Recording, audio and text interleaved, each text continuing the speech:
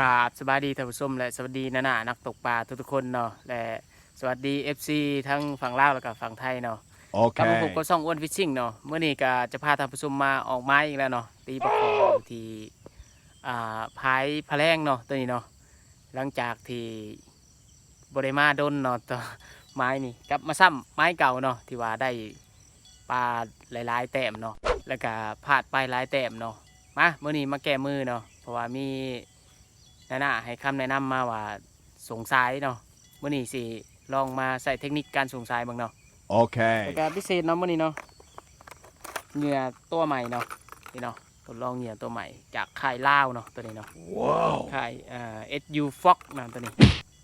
จะเป็นหนูซิงเนาะมาท่านผู้ชมลองมึงเนาะเพราะว่าใส่เหยื่อของไทยร้ายเลยเนาะมาสนับสนุนของลาวลองเบิ่งเนาะไปติดตามเบิ่งกันว่ามื้อนี้สิได้แต้มหรือบ่ไปลุยนะท่านผู้ชมแกะกล่องเหยื่อใหม่เนาะนี่เนาะจะเป็น2ใบผัดนะตัวนี้สีแดงหนูซิงหนูซิงเนาะไปลุยเปิดซิงหนูซิง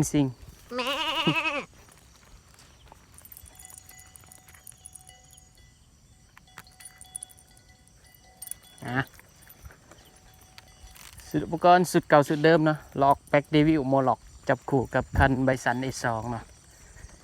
มีบางท่านอาจจะถามว่าคันวีแบทฟีโนไปใช้เนาะ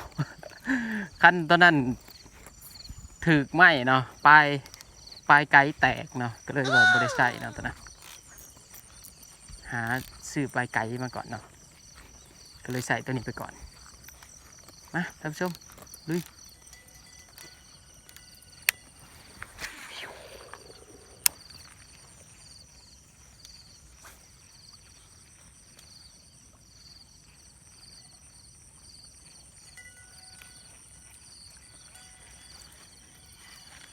เสียนต่อมันยังบกัดจากแต้ม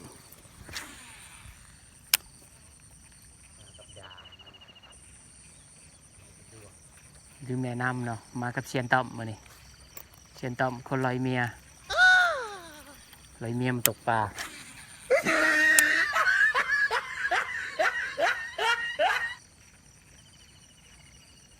โอ้แอคชั่นดีอยู่เนาะ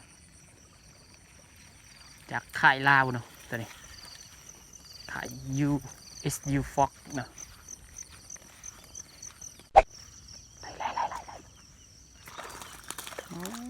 โดนเต็มแหลกมาแล้วท่านผู้ชมใส่สวยๆ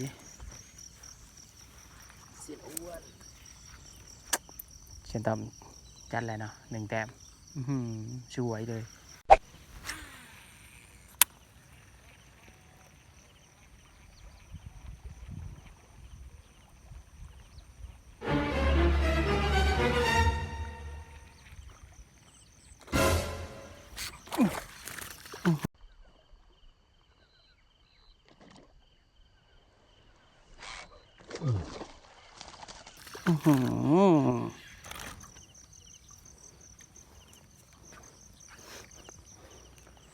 นี่ท่านผู้ชมเต็มแรกมาแล้วกัดไก่ๆเลยเนาะน้ำขึ้นลายเนาะแต่ปลาขอจำไปเสมอเนาะนี่เนาะเต็มแรกท่านผู้ชมเนาะปลาขอเต็มแรกมันมาเนาะเก็บปลาเนาะแล้วตีกันต่อ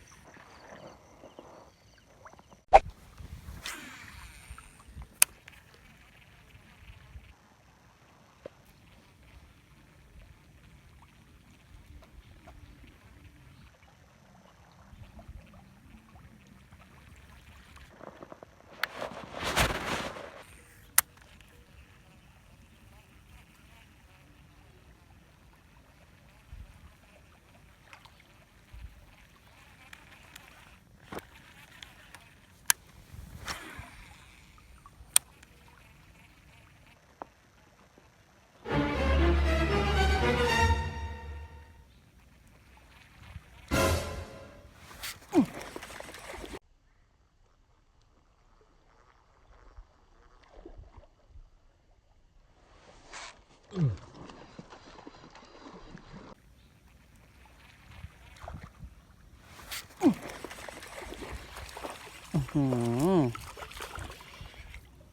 าแล้วแต้มที่2ท่านผู้ชมใส่สวยเลย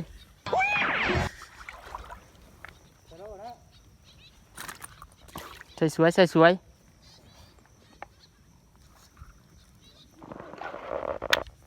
นี่นะนี่เนาะท่านผู้ชมแต้มที่2มาเลยเนาะเต็มปากเต็มคำกับกบยางหนูซิงๆนะแต้มที่2เนาะเก็บเนาะ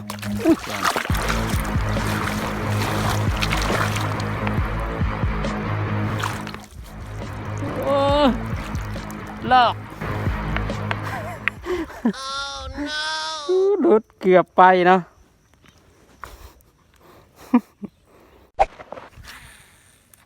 อุ้ย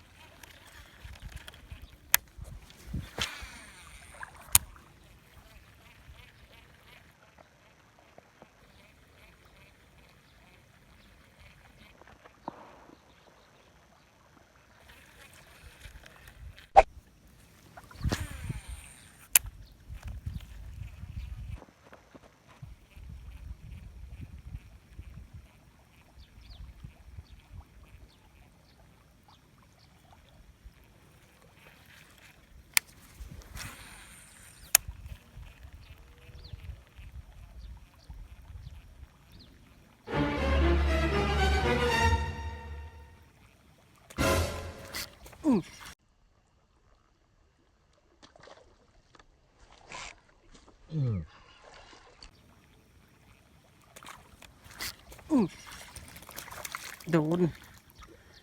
เต็มที่3มาแล้ว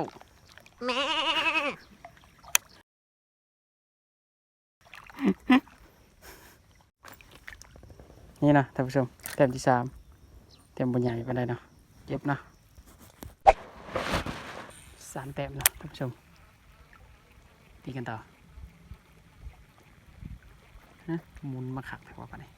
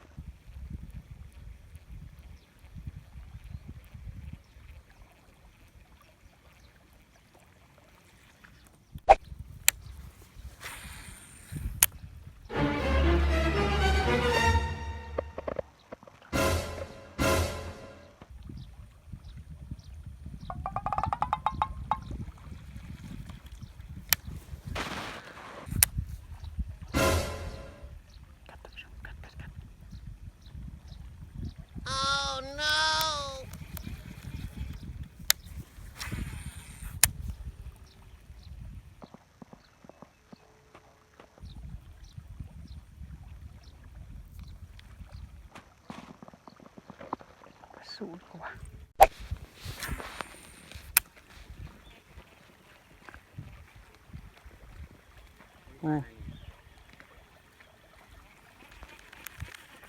ก็ใช่ใหญ่ใช่ปะเทโดนะตะเนี่ยนั่นนะไม่ใช่นี่โอ้กูไปก่อนก็ดีกินว้า2 เต้มพูนี่นอนได้ อ๋อ ตายจะขาดตายก็ไม่ได้โซเป็นยังวะได้นี่จะขู่เลยตัวหนึ่งได้อยู่โอ้มันตายแล้วในคอมันหักโอ้เอาเนาะท่านผู้ชมก็มาสรุปผลงานกันเลยนะวันนี้เนาะนี่เนาะก็ได้อยู่3 แต้มเนาะเป็นปลาขอ3 แต้มเนาะตัวนี้ประสูติเซียนต้อมได้แต่ว่าของเซียนต้อมป้าเจ้าโคตรตึง นี่เนาะ ไส้2 โลอื้อหือมีอยู่2 โลปลายเชียนดำได้อยู่2 4 6แต้มเนาะประสูตรอีก2เป็น8ตัวเนาะมาโคตรตึงเอาเนาะท่านผู้ชมสำหรับภารกิจการใส่กบยางลาวเนาะกบยางอันหนูซิงๆเนาะก็คือว่ารอดเนาะ3 แต้มเนาะโอเคเนาะสวยเนาะก็สำหรับคลิปนี้ก็ฝากกดไลค์กดแชร์กดติดตามเพื่อเป็นกำลังใจในการเฮ็ดคลิปต่อไปเนาะว่าสุนาหาสิไปใช้ต่อโอเคเจอกันคลิปหน้า